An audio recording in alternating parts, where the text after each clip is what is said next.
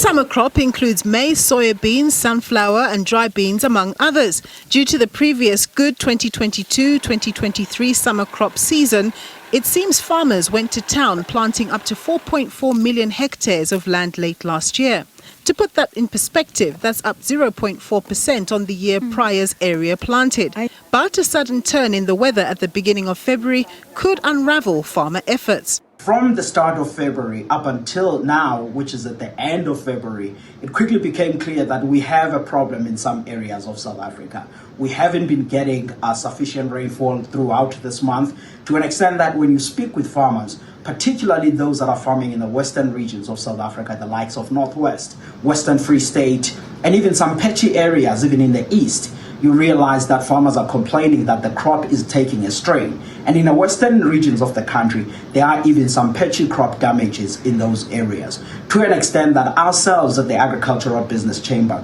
we're no longer as optimistic that South Africa could have a sizable harvest as we were at the start of this year, when we were still observing some good soil moisture and seeing excellent rainfall and the excellent planting that was taking place across the country. The Agricultural Business Chamber says for now, it's merely firing a warning shot for South Africans to be aware that crop failure could happen, but that it remains a bit early to call the extent of the damage.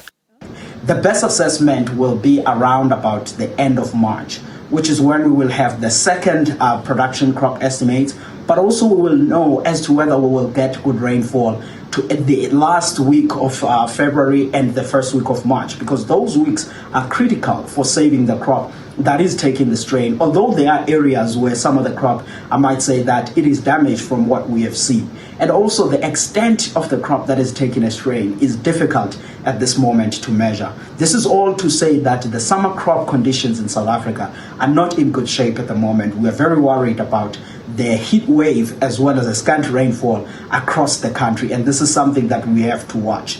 Sihlobo says until the further assessment is made in March, it's still too early to begin to speculate what this might mean for the evolution of summer crop food prices when they're harvested later in the year, but knows that more rainfall in the coming days and weeks will be critical for the sector. Nompumelelo Siziba, SABC News, Johannesburg.